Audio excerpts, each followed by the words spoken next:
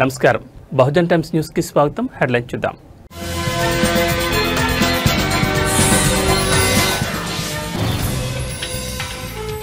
ఈ నెల 15న తెలంగాణ కేబినెట్ భేటీ. హైకోర్టు తీర్పుపై ప్రధానంగా చర్చ.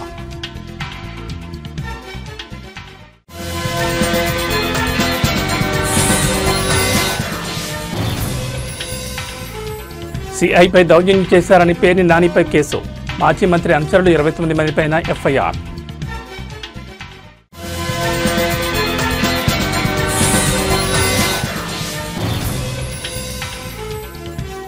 అనిల్ అంబానీకి షాక్.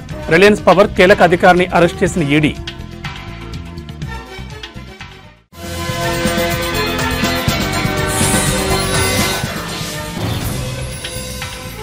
నోబెల్ శాంతి బహుమతి ప్రకటనపై వైట్ హౌస్ విమర్శ. ట్రంప్కు ప్రకటించకపోవడంపై అక్కసు. పాత రిజర్వేషన్ల ప్రకారం స్థానిక సంస్థల ఎన్నికలపై ముందుకు వెళ్లొచ్చని తెలంగాణ హైకోర్టు గత అర్ధరాత్రి ఆర్డర్ కాపీ విడుదల చేసింది. ఇప్పుడు రాష్ట్రంలో ఈ అంశం హాట్ టాపిక్ గా మారింది. 42% బీసీ రిజర్వేషన్లను అడ్డుకున్న హైకోర్టు 50% రిజర్వేషన్లు మించకుండా ఎన్నికలు నిర్వహించుకోవచ్చని స్పష్టం చేసింది. 42%లో బీసీలకు 25% రిజర్వేషన్ కేటాయించి మిగతా 17% జనరల్ కేటగిరీకి ఇవ్వాలని సూచించింది. దీనిపై తెలంగాణ ప్రభుత్వం ఇంతవరకు స్పందించలేదు. హైకోర్టు ఆదేశాలపై రాష్ట్ర ప్రభుత్వం తదుపరి నిర్ణయం ఏంటన్న దానిపై సర్వత్రా ఉత్కంఠ నెలకొంది. ఈ అంశంపై సర్కార్ సుప్రీంకోర్టుకు వెళ్తుందన్న ఊహాగానాలు వినిపిస్తున్నాయి. కాగా ఈ నెల 15వ తేదీన సీఎం రేవంత్ రెడ్డి అధ్యక్షతన తెలంగాణ కేబినెట్ భేటీ జరగనుంది. ఈ సమావేశంలో బీసీ రిజర్వేషన్ల అంశంతో పాటు హైకోర్టు తీర్పుపై కూడా మంత్రివర్గం చర్చించనున్నట్లు తెలుస్తోంది. మరోవైపు స్థానిక ఎన్నికల నిర్వహణపై రాష్ట్ర ప్రభుత్వం స్పష్టతనివ్వాలని ఎన్నికల సంఘం విజ్ఞప్తి చేయనున్నట్లు సమాచారం. తాజాగా హైకోర్టు జారీ చేసిన ఆర్డర్ కాపీపై ఎన్నికల సంఘం న్యాయ నిపుణులతో చర్చిస్తోంది.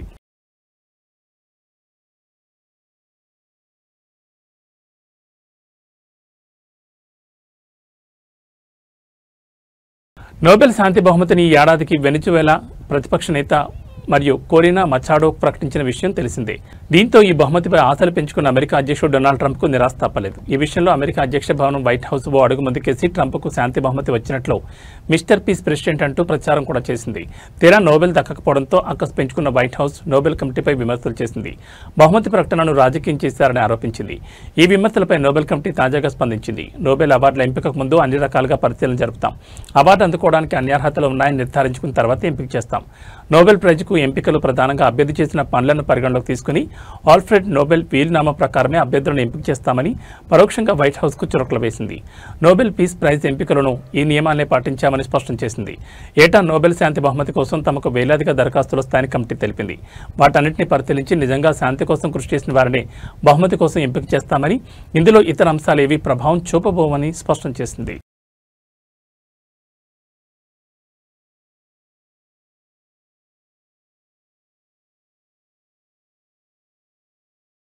ప్రముఖ పారిశ్రామికవేత్త అనిల్ అంబానీకి చెందిన రిలయన్స్ గ్రూప్కు ఎన్ఫోర్స్మెంట్ డైరెక్టరేట్ గట్టి షాక్ ఇచ్చింది. 68 కోట్ల నకిలీ బ్యాంక్ గ్యారంటీకి సంబంధించిన మనీ లాండరింగ్ కేసులో Reliance power limited chief financial officer Ashok Kumar పాల్ను అరెస్ట్ చేసింది.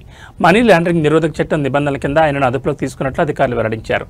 గత 7 ఏళ్లుగా రిలయన్స్ పవర్లో సీఎఫ్ఓగా పనిచేస్తున్న అశోక్ పాల్ కేంద్ర ప్రభుత్వ రంగ సంస్థ అయిన సోలార్ ఎనర్జీ కార్పొరేషన్ ఆఫ్ ఇండియాకి 68 కోట్లకు పైగా విలువైన నకిలీ బ్యాంక్ గ్యారంటీని సమర్పించారని ఈడీ ఆరోపించింది. ఈ నకిలీ గ్యారంటీలను నిజమైన నమ్మించేందుకు ఎస్బీఐ, పిఎన్బి వంటి ప్రముఖ బ్యాంకుల పేర్లను పోలిన ఫేక్ ఈమెయిల్ డొమైన్లను సృష్టించి ఉపయోగించినట్లు దర్యాప్తులో తేలింది.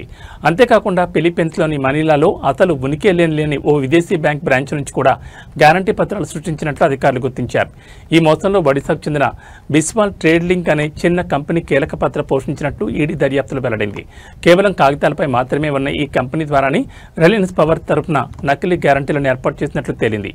ఈ ఆరోపణలకు సంబంధించి బిస్వాల్ కంపెనీ డైరెక్టర్ను గత ఆగస్టులోనే అరెస్ట్ చేసినట్లు అధికారులు తెలిపారు. అనిల్ అంబానీకి చెందిన పలు కంపెనీలు 17,000 కోట్లకు పైగా బ్యాంకు రుణాలను దారి మళ్లించాయన్న ఆరోపణలపై ఈడీ ఇప్పటికే విస్తృత దర్యాప్తు చేస్తోంది. ఇందులో భాగంగా యెస్ బ్యాంక్ నుంచి పొందిన 3,000 కోట్ల రుణం, రిలయన్స్ కమ్యూనికేషన్స్కు సంబంధించిన 14,000 కోట్ల మొత్తంపై విచారణ కొనసాగుతోంది. ఈ కేసుల దర్యాప్తులో భాగంగానే తాజా అరెస్ట్ జరిగినట్లు తెలుస్తోంది.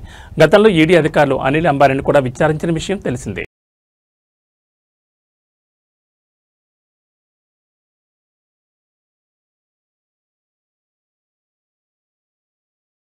ఆంధ్రప్రదేశ్ మాజీ మంత్రి వైసీపీ సీనియర్ నేత పేర్ని నానిపై పోలీసులు కేసు నమోదు చేశారు. పోలీసు అధికారి విధులకు ఆటంకం కలిగించారని, ఆర్పేట సీఐ యేసుబాబుపై దౌర్జన్యం చేశారని చిలకలపూడి స్టేషన్లో ఈ మేరకు కేసు నమోదైంది. మాజీ మంత్రితో పాటు ఆయన అనుచరులు మరో 29 మందిపైన పోలీసులు ఎఫ్ఐఆర్ నమోదు చేశారు. నిన్న వైసీపీ నేత సుబ్బన్నను ఓ కేసు విచారణ కోసం పోలీసులు పిలిచారు. ఈ క్రమంలో అక్కడికి వెళ్లిన పేర్ని నాని సీఐ విధులకు ఆటంకం కలిగించడంతో పాటు హల్చల్ చేశారు. సీఐతో పేర్ని నాని గొడవకు దిగారు. మెడికల్ కాలేజ్ ధర్నా కేసులో తన అనుచరుని వేధిస్తున్నారని, విచారణ పేరుతో రోజు స్టేషన్కి పిలుస్తున్నారు ఆగ్రహం వ్యక్తం చేశారు. వైసీపీ మళ్లీ అధికారంలోకి రాగానే తానంటే ఏమిటో ఏపీ పోలీసులకు చూపిస్తానని పేర్ని నాని హెచ్చరించారు. ఈ ఉదంతానికి సంబంధించిన వీడియో సోషల్ మీడియాలో వైరల్గా మారడంతో తీవ్రంగా పరిగణించిన ఎస్పీ మాజీ మంత్రిపై కేసు నమోదు చేయాలని ఆదేశించారు.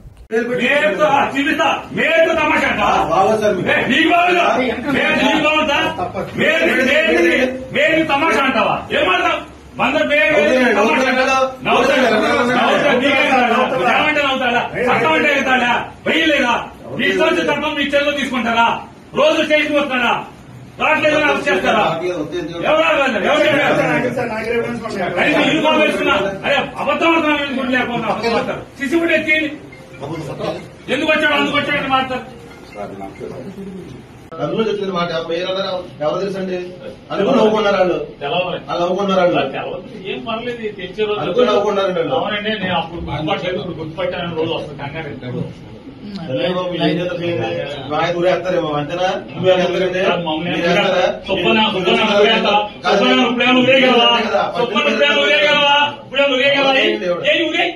విచారణ ఊరే సుబ్బన్ ఏం చేయగలం? ఏం ఊరేస్తామేంటి? ఏం చేయగలంట? ఊరేయగలవా? వారం రోజు సోమవారం దాకా జైల్లో పెడతారు. అంత మీరు చేసేది సబ్ జైల్లో పెట్టగలరు. అంత మీరు చేయగలిగేదా? ఊరేస్తారా? ఊరే చెప్తారు. గడువు ముగిసినా జరగకుండా నిలిచిపోయిన స్థానిక సంస్థల ఎన్నికల నిర్వహణకు హైకోర్టు మార్గం సుగమం చేసింది. బీసీలకు 42% రిజర్వేషన్లు కల్పిస్తూ ప్రభుత్వం జారీ చేసిన జీవో 9ను నిలిపివేసిన ధర్మాసనం పాత విధానం ప్రకారమే ఎన్నికలతో ముందుకు వెళ్లొచ్చని రాష్ట్ర ఎన్నికల సంఘానికి స్పష్టతనిచ్చింది. మొత్తం రిజర్వేషన్లు ఏ పరిస్థితుల్లోనూ 50% పరిమితిని దాటకూడదని తేల్చెప్పింది. ప్రభుత్వం ఇటీవల తీసుకొచ్చిన జీవో 9తో పాటు ఎన్నికల ప్రక్రియకు సంబంధించిన జీవోలు 41, 42లను సవాల్ చేస్తూ దాఖలైన పిటిషన్లపై ప్రధాన న్యాయమూర్తి justice Aparesh Kumar Singh, justice GM మొహియుద్దీన్లతో కూడిన ధర్మాసనం విచారణ జరిపింది. ఈ జీవోల కారణంగా రాష్ట్రంలో మొత్తం రిజర్వేషన్లు 67% చేరుకుంటాయని, ఇది సుప్రీంకోర్టు నిర్దేశించిన 50% పరిమితికి విరుద్ధమని పేర్కొంటూ వాటిపై మధ్యంతర ఉత్తర్వులు జారీ చేసింది. దీనికి సంబంధించిన పూర్తి ఉత్తర్వులు శుక్రవారం రాత్రి అందుబాటులోకి వచ్చాయి. సుప్రీంకోర్టు గతంలో రాహుల్ రమేష్ వాక్ కేసులో ఇచ్చిన తీర్పును ధర్మాసనం ప్రస్తావించింది. ట్రిపుల్ టెస్ట్ నిర్వహించే పరిస్థితి లేనప్పుడు దామాషా ప్రకారం కేటాయించిన సీట్లను ఓపెన్ కేటగిరీగా నోటిఫై చేసి ఎన్నికలు నిర్వహించవచ్చని ఆ తీర్పులో పేర్కొన్న విషయాన్ని గుర్తు చేసింది. ఇప్పుడు కూడా అదే విధానాన్ని అనుసరించి ఎన్నికలు జరపొచ్చని సూచించింది. అంతకుముందు ప్రభుత్వం తన వాదనలు వినిపిస్తూ ట్రిపుల్ టెస్ట్కి అనుగుణంగానే కమిషన్ ఏర్పాటు చేసి నివేదిక ఆధారంగా రిజర్వేషన్లు కల్పించామని తెలిపింది. 50% పరిమితి అనేది కఠినమైన నియమం కాదని, ప్రత్యేక పరిస్థితుల్లో సవరించుకోవచ్చని వాదించింది. అయితే ఈ వాదనలతో ప్రాథమికంగా ఏకీభవించని ధర్మాసనం వికాస్ కిషన్ రావు కవాలి కేసులో సుప్రీంకోర్టు విధించిన 50% పరిమితిని ప్రభుత్వం అమలు చేయడంలో విఫలమైందని అభిప్రాయపడింది. స్థానిక సంస్థల ఎన్నికల షెడ్యూల్ను రాష్ట్ర ఎన్నికల కమిషనర్ రాణి కుముదిని ప్రకటించారు. దీనికి సంబంధించి మరింత సమాచారం మా ప్రతినిధి నాగేశ్వరాచారిని అడిగి తెలుసుకుందాం. నాగేశ్వరాచారి, స్థానిక సంస్థల ఎన్నికల షెడ్యూల్ వివరాలు ఏంటి? రాష్ట్ర ఎన్నికల కమిషనర్ దీనికి సంబంధించిన షెడ్యూల్ ప్రకటించారు. మొత్తం 5 విడతల్లో స్థానిక సంస్థల ఎన్నికలు నిర్వహించే విధంగా ప్రణాళిక ప్రకటించారు. 2 విడతలు ముందుగా ఎంపీటీసీ, జెడ్పీటీసీ ఎన్నికలు, ఆ తర్వాత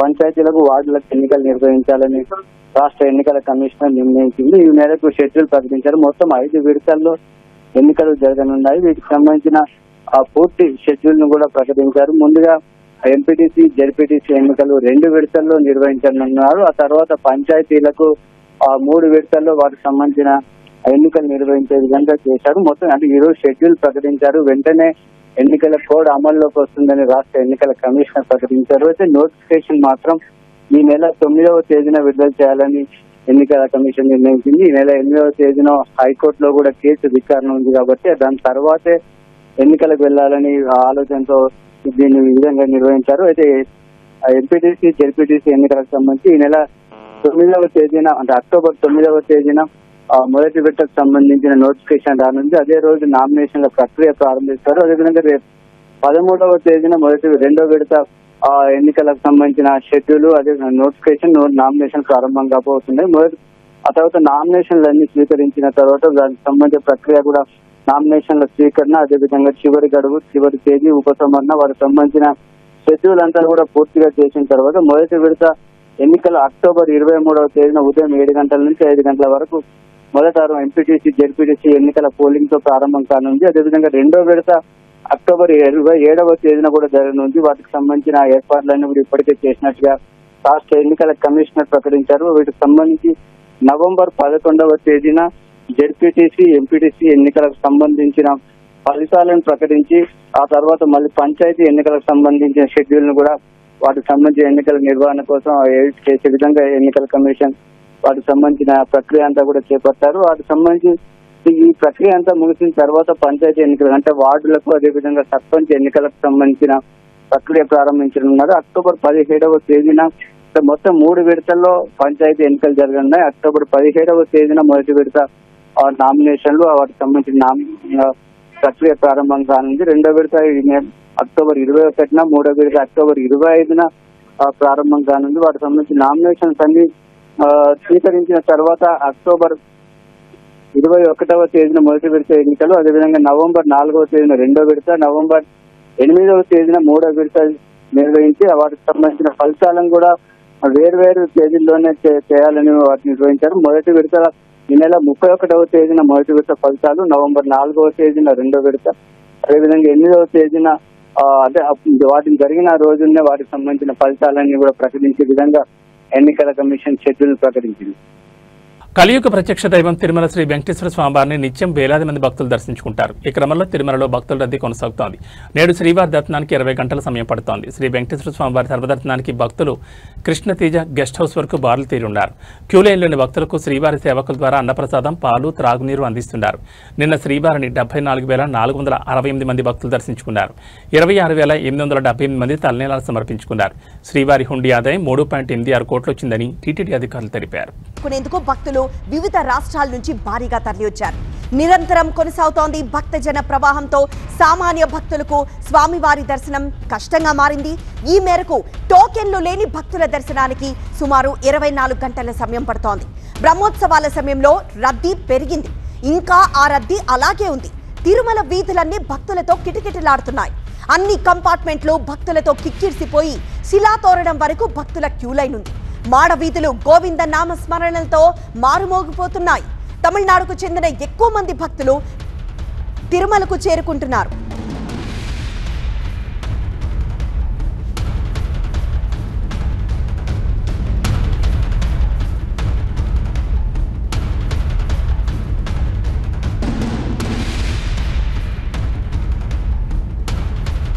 శ్రీవారి సర్వదర్శనానికి 24 గంటల సమయం పడుతోంది. భారీ క్యూ లైన్లు కనిపిస్తున్నాయి.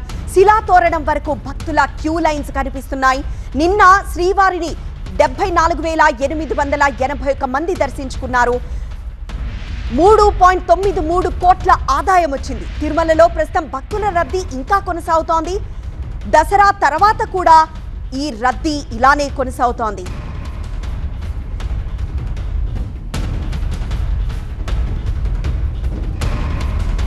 నెల్లూరు సిటీలోని వైఎస్ఆర్ కాంగ్రెస్ పార్టీ కార్యాలయంలో మాజీ మంత్రి కాకాని గోవర్ధన్ రెడ్డి మెడికల్ కళాశాలల ప్రైవేటీకరణను వ్యతిరేకిస్తూ కోటి సంతకాల సేకరణ ప్రజా ఉద్యమం పోస్టర్ను ఆవిష్కరించారు. ఈ కార్యక్రమంలో ఎమ్మెల్సీలు, మాజీ ఎమ్మెల్యేలు పాల్గొన్నారు. రాష్ట్ర ఆస్తులను ప్రైవేట్ పరం చేయడాన్ని వైసీపీ వ్యతిరేకిస్తోందని కాకాని అన్నారు. అక్టోబర్ 10 నుంచి నవంబర్ 22 వరకు 42 రోజుల పాటు అన్ని గ్రామాలు, పట్టణాల్లో ప్రజల నుంచి సంతకాలు సేకరిస్తామని ఆయన తెలిపారు.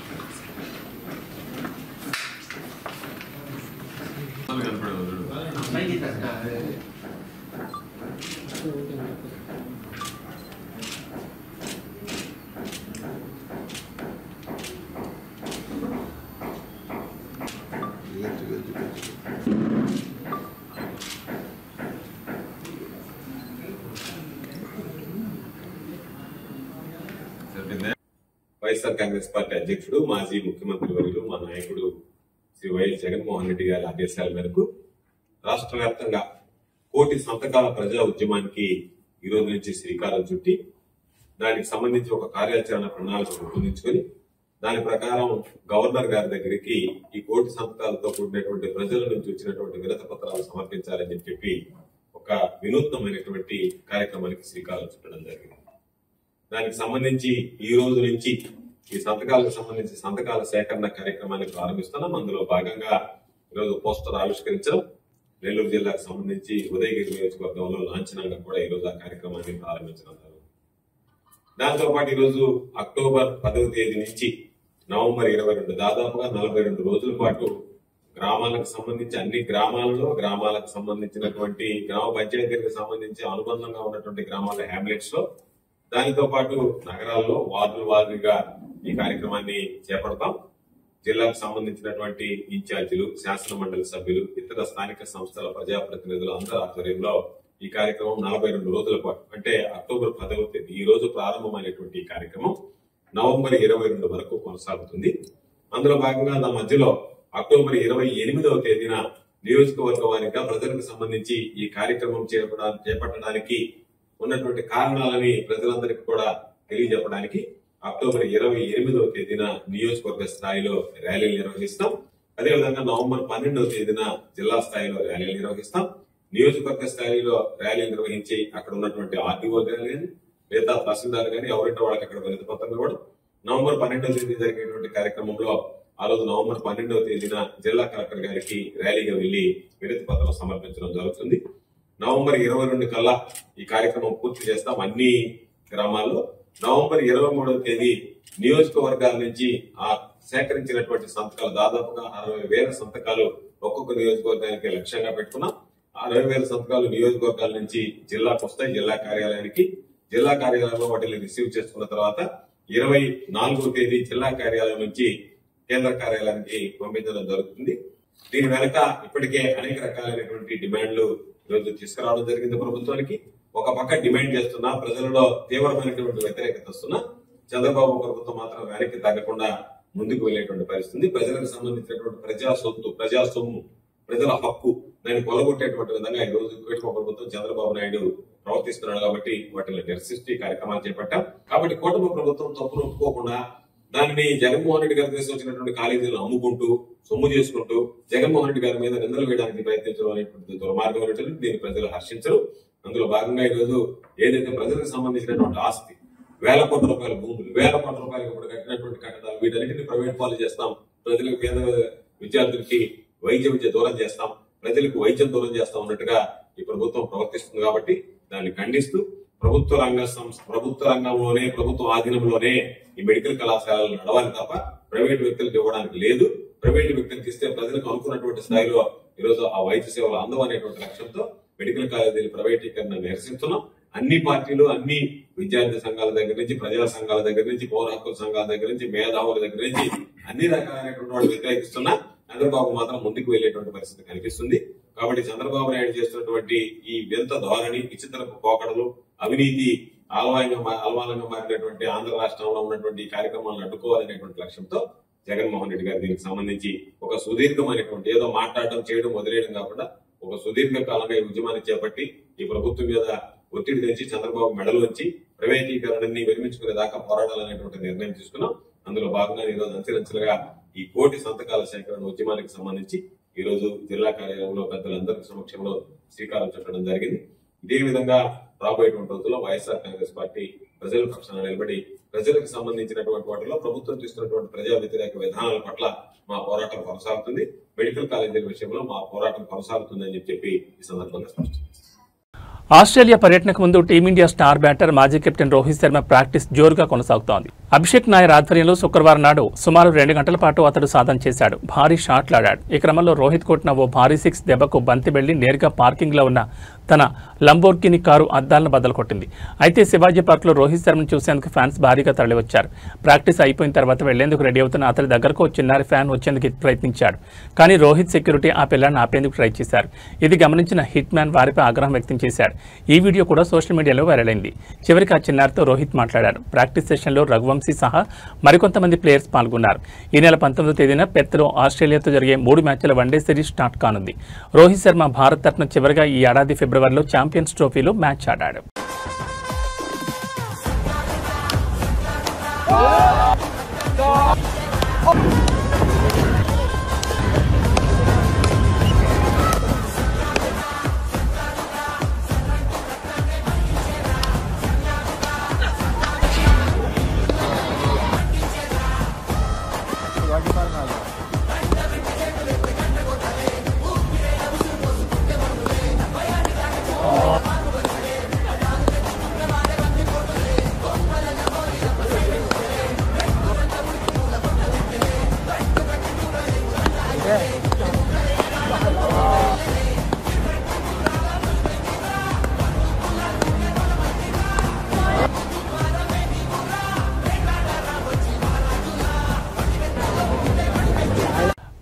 మ్యాడ్ స్క్వేర్ ఆయ్ వంటి చిత్రాల ద్వారా హీరోగా మంచి గుర్తింపు పొందిన నారిన నితిన్ వివాహం హైదరాబాద్ శివారు శంకర్పల్లిలో లక్ష్మీ శివానితో అత్యంత వైభవంగా జరిగింది.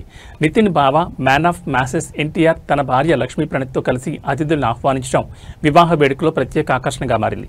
ఇందుకు సంబంధించిన వీడియోస్ సోషల్ మీడియాలో వైరల్గా మారగా నితిన్కి ఎన్టీఆర్ ఎలాంటి గిఫ్ట్ ఇచ్చి ఉంటాడని అభిమానులు చర్చించుకుంటున్నారు. వధువు తల్లిదండ్రులకు విక్టరీ వెంకటేష్ ఫ్యామిలీతో బంధుత్వం ఉంది.